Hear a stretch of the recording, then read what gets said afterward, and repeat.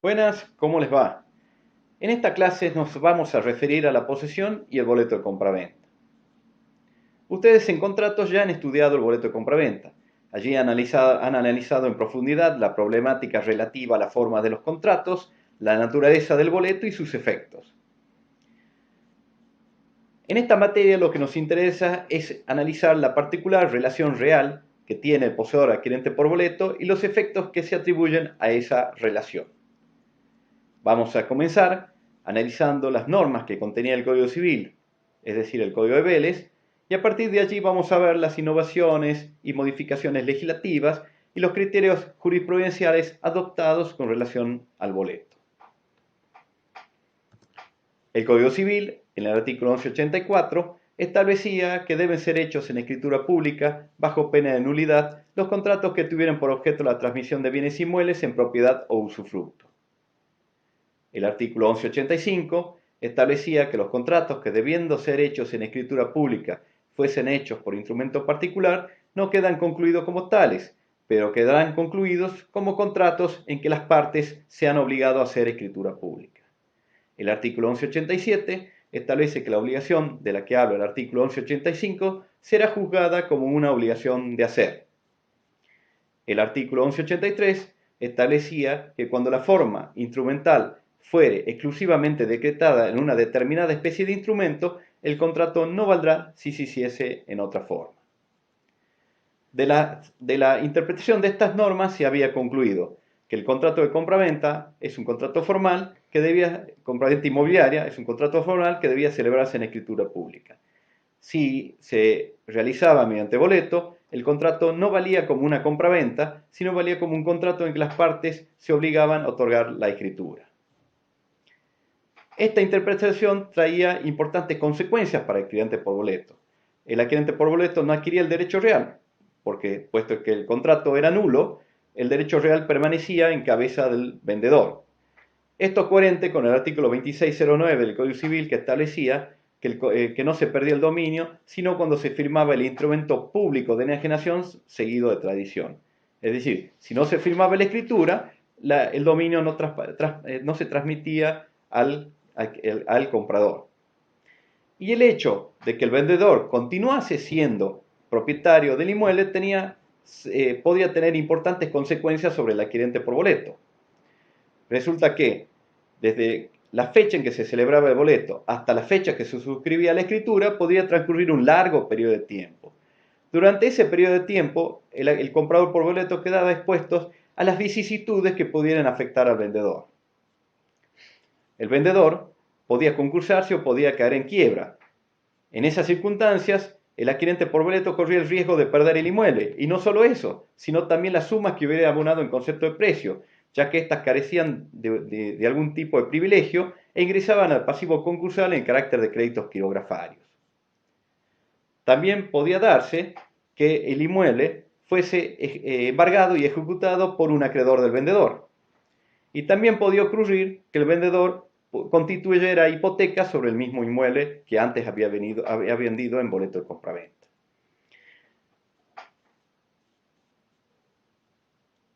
Esta situación jurídica llevaba a que se produjesen innumerables conflictos.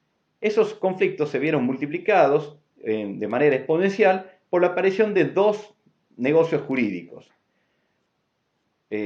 negocios inmobiliarios. Un negocio inmobiliario fue la venta de lotes a plazos, es decir, una extensión de tierra se fraccionaba y se dividía en lotes, y esos lotes por lo general se vendían por instrumento privado y en cuotas. La escritura quedaba diferida para cuando se terminaba de pagar el precio. Es decir, el adquirente por boleto, desde que suscribía el mismo hasta que finalmente se otorgaba la escritura, podían transcurrir algunos años. El otro negocio inmobiliario fue la venta de departamentos o unidades funcionales de un edificio en construcción. En este caso, la escritura pública recién se otorgaba cuando se terminaba la construcción del edificio y el mismo se afectaba al régimen de propiedad horizontal. Es decir, durante este periodo de tiempo, donde el dominio continuaba en cabeza del vendedor, el adquirente por boleto quedaba supeditado a las vicisitudes que pudiesen afectar al vendedor, como que la inhibición general de bienes que afectaba al vendedor, el concurso o quiebra de este, o bien que el inmueble fuese embargado y ejecutado por un acreedor del vendedor. Para la gran cantidad de conflictos que se suscitaron, se propusieron distintas salidas. Una de esas soluciones fueron la sanción de leyes y las modificaciones al Código Civil. Otras salidas se dieron a través de los distintos criterios jurisprudenciales que se fueron adoptando en relación a los distintos problemas. Se sancionó la ley 14.005, que regulaba la venta de lotes a plazos. En el esquema de la ley se admitía que los boletos privados se pudiesen inscribir en el registro y a través de esa inscripción adquirían oponibilidad. La ley 19.724 obligaba al titular de dominio a afectar el inmueble a un régimen especial, y dentro de esa afectación se admitía que los contratos de venta se inscribieran también en el registro, dándole también oponibilidad. Otras soluciones vinieron por otras soluciones se incorporaron a través de las reformas del Código Civil y también las que contenían las leyes de concursos y quiebras. La ley 17.711, que es del año 1968, introdujo una importante modificación en el Código Civil.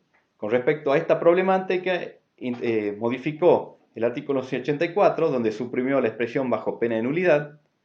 ¿Se acuerdan que el artículo 184 establecía que deben ser hechos en escritura pública los contratos que tienen por objeto la transmisión de bienes inmuebles en propiedad en usufructo? Ahí suprimió la expresión bajo pena de nulidad. Luego incorporó el artículo 1185 bis, que establecía que los boletos de compraventa de inmuebles eran oponibles al concurso o quiebra del vendedor si se hubiese abonado el 25% del precio, y también admitía que el juez podía otorgar la escritura a favor de los compradores.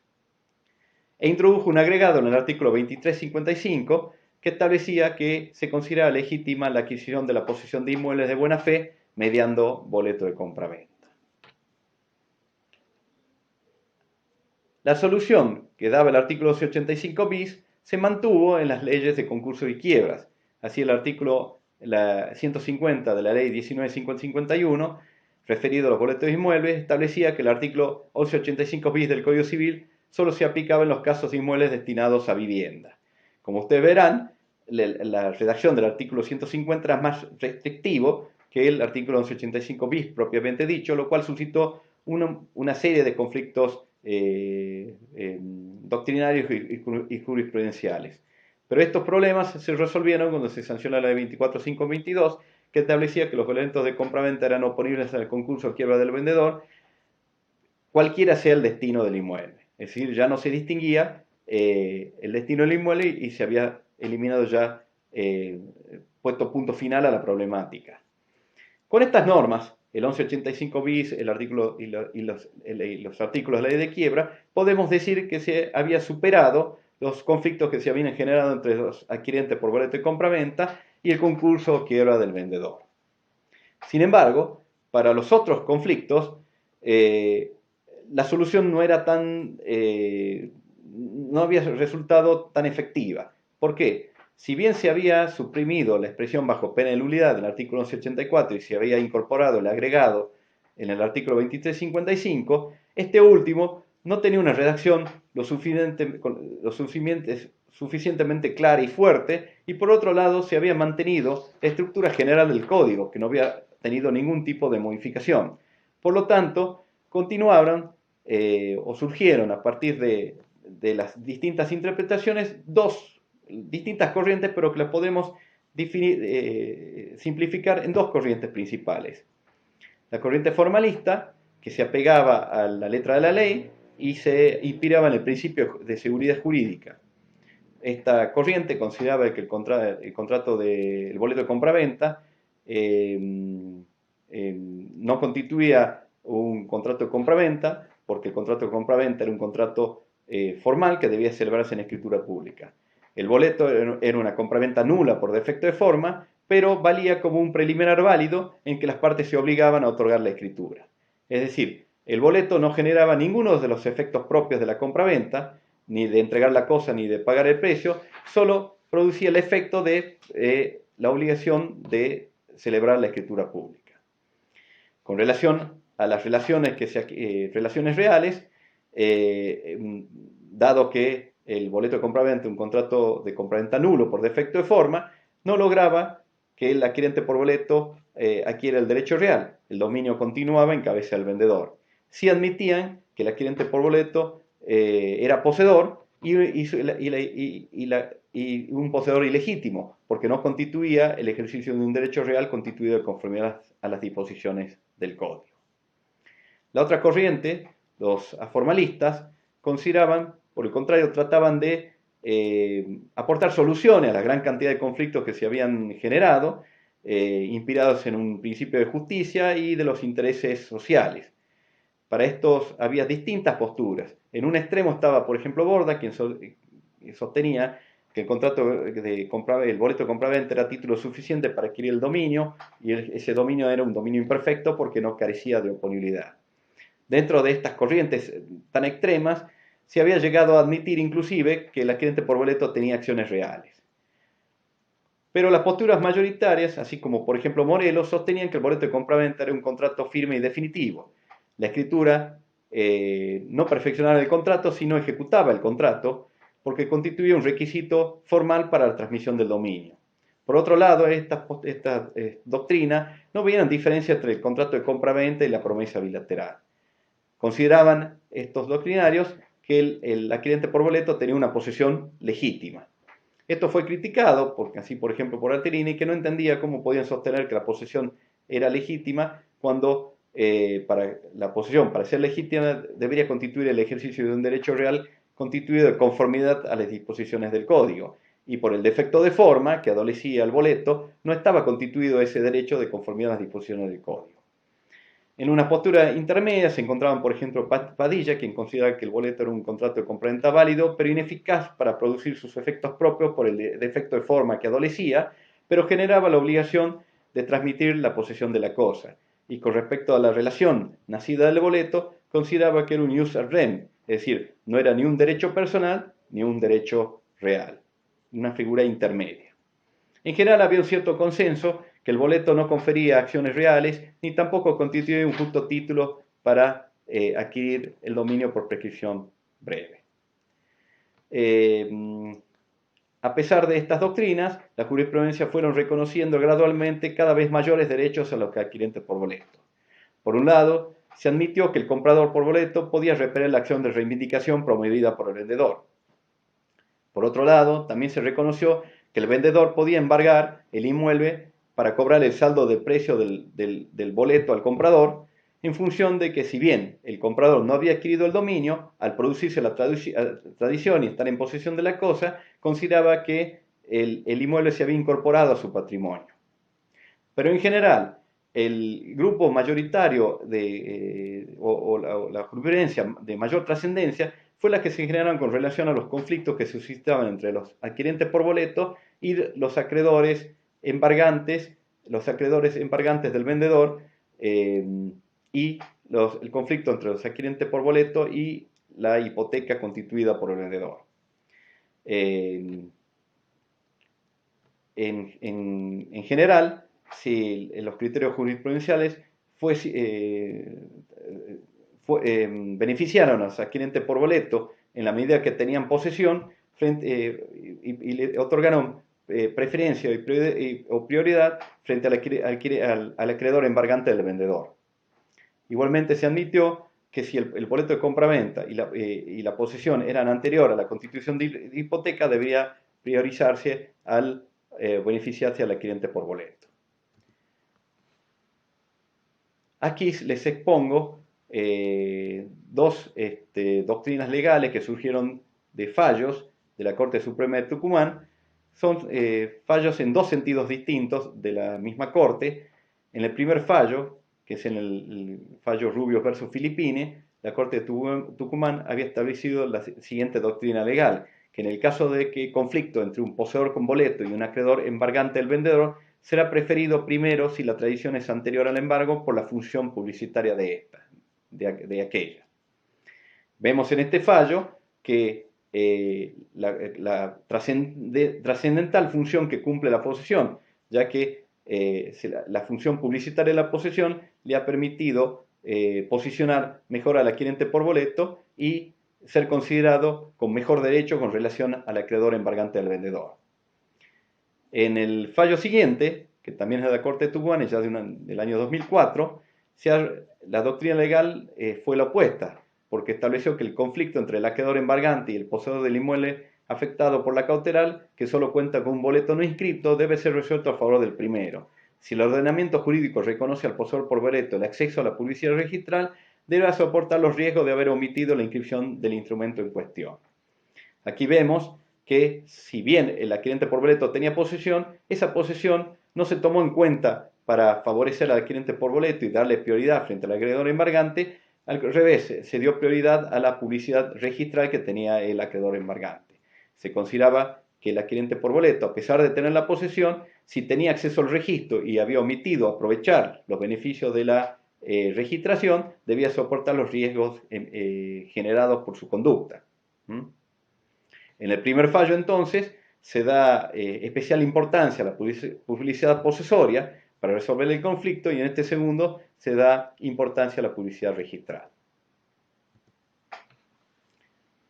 Acá vemos el conflicto entre el adquirente por boleto y la hipoteca. También hemos colocado un fallo de la Corte de Tucumán, el caso Mansar, en donde se había resuelto que el conflicto entre el adquirente por boleto de compraventa no registrado y el acreedor hipotecario resulta oponible el derecho emergente del primero si se verifica su celebración y posesión anteriores a la hipoteca. Acá vemos que se le otorga mejor derecho al adquirente por boleto si la posesión es anterior a la constitución de la hipoteca. En el mismo sentido, también se pide el Lorenzetti en cuanto que establece que en el conflicto entre el comprador por boleto y el acreedor hipotecario debe darse a la posesión. Si esta fue dada con anterioridad a la hipoteca, triunfa el comprador. Si en cambio, si la hipoteca fue anterior a la posesión, prevalece el acreedor.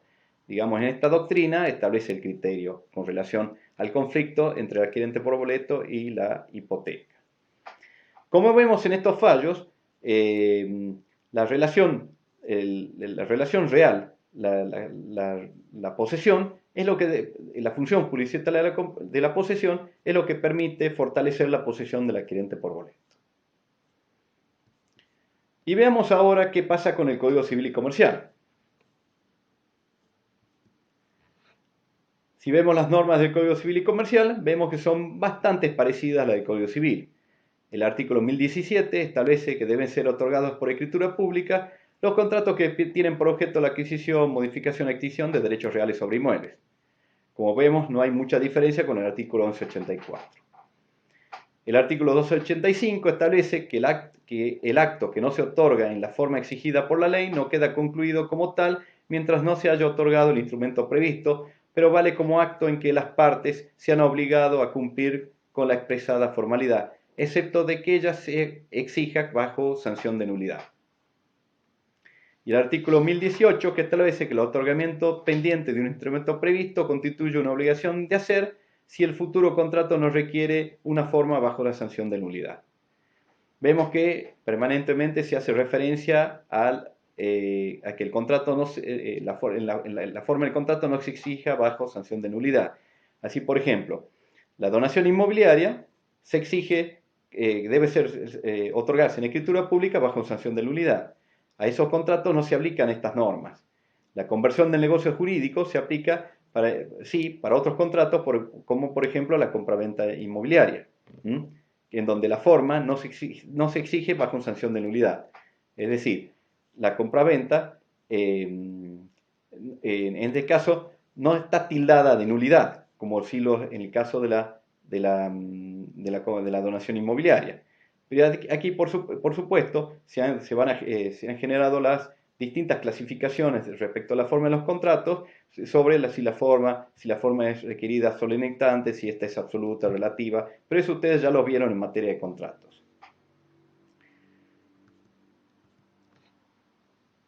Ahora, Respecto del Código Civil y Comercial, por lo pronto no establece una definición de boleto de compraventa.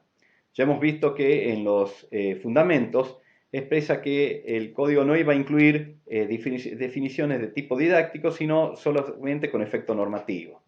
Al no definir el contrato, no establece su naturaleza y de alguna forma es la doctrina que va a seguir discutiendo sobre la naturaleza del contrato. Algunas normas del Código Civil y Comercial permiten definir al contrato al boleto como un contrato definitivo, al establecer que el juez puede otorgar la escritura. Es un argumento que puede servir de sustento a la posición que considera al boleto de compraventa un contrato definitivo. Su incorporación de los artículos 1170 y 1171 que se refieren a los boletos al final del capítulo de compraventa también permiten afirmar que se trata de un contrato de compraventa. Si bien en los contratos preliminares se han legislado, pero estos contratos, los preliminares, solo pueden tener la vigencia por el plazo de un año. Y este es un obstáculo importante para los adquirentes por boleto, porque la idea es que el derecho nacido del boleto de compraventa es imprescriptible, y de allí es que el preliminar, al exigirse que tiene una vigencia de un año, es incompatible con la naturaleza del boleto. Por otro lado, también podría sostenerse que un contrato de compraventa es un preliminar, atento a que si el boleto de compraventa no es un título apto para transmitir el derecho real, este sirve de argumento para sostener que no es un contrato definitivo, sino un preliminar. Por otra parte, los artículos 1071, que se refieren a los contratos celebrados sobre unidades construidas o proyectadas bajo régimen de propiedad horizontal, lo designan expresamente como un contrato preliminar. Así vemos que dice que al final del artículo, todos los gravames que el adquirente no asume en el contrato preliminar. ¿Y cuáles son esos contratos preliminares? Son precisamente los boletos de compraventa que se celebran mientras el edificio está en construcción. También el artículo 470 indirectamente están referidos a estos contratos, pero como promesas, que dicen que cuando los bienes registrales son gananciales es necesario el asentimiento en cónyuge para enajenar y gravar los mismos. Y dice, también se requiere asentimiento las promesas de los actos anteriores. Estas promesas son precisamente los boletos de compraventa. Como vemos, estas normas de alguna forma siguen habiendo normas contradictorias que permitan sostener una u otra posición respecto de la naturaleza del contrato. Ahora bien, ¿el adquirente por boleto en el Código Civil y Comercial tiene un derecho real? Contestamos que no, porque para la adquisición derivada por actos entrevidos de un derecho real se requiere título y modo suficiente. Y para que el título sea suficiente debe estar revestido de las formas establecidas por la ley.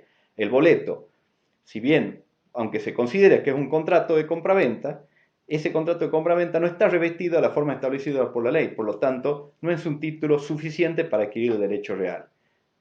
En consecuencia de ello, el adquirente por boleto no tiene acciones reales, porque las acciones reales se otorgan para ejercer la existencia, plenitud y libertad de los derechos reales.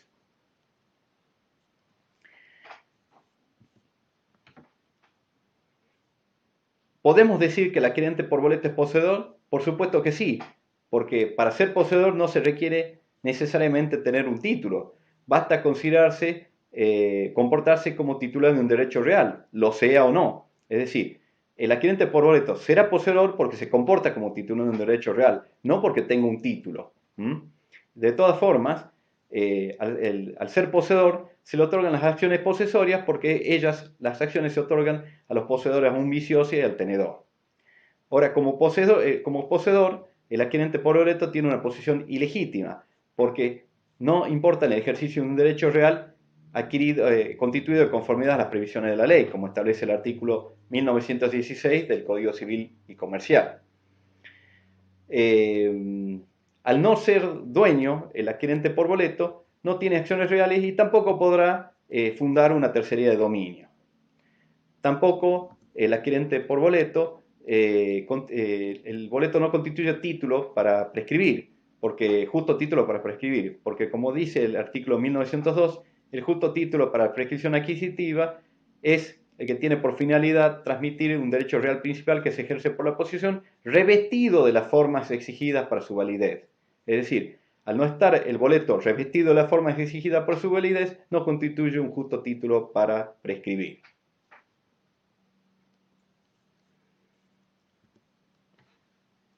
El artículo 1171, que introducido al final del capítulo de compra-venta, reconoce ya los criterios que se habían aceptados con relación a los conflictos entre los adquirentes con boleto y el concurso de quiebra del vendedor. Establece que los boletos de compra-venta de inmuebles de fecha cierta, otorgados a favor de adquirentes de buena fe, son oponibles al concurso de quiebra del vendedor si se hubiese abonado el 25, como mínimo el 25% del precio. También admite que el juez puede otorgar la escritura pública. Es decir, mantiene los mismos criterios que se habían sostenido ya en las reformas legislativas y anteriores.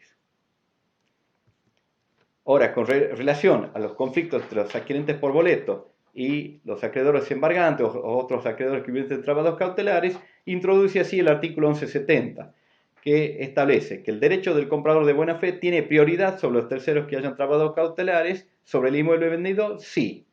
El comprador contrató con el titular registral o puede subrogarse en la posición jurídica de quien lo hizo mediante un perfecto elabonamiento con los adquirentes sucesivos. Si el comprador pagó como mínimo el 25% del precio con anterioridad a la tabla cautelar, si el boleto tiene fecha cierta y si la adquisición tiene publicidad suficiente, sea registral o posesoria. Aquí vemos que con esta norma definitivamente pone punto final a la problemática de los conflictos entre los adquirentes por boleto y los acreedores embargantes del vendedor. Establece que se le da prioridad al comprador con boleto si cumple los requisitos que enuncia la norma. Entre esos requisitos está tener publicidad suficiente. Y aquí ponen en pie de igualdad las dos publicidades, la posición registral o posesoria. Es decir, le da la posibilidad de fundar la tercería, ya sea de mejor derecho, ya sea en una publicidad posesoria o una publicidad registral. Le da en ese sentido la máxima amplitud.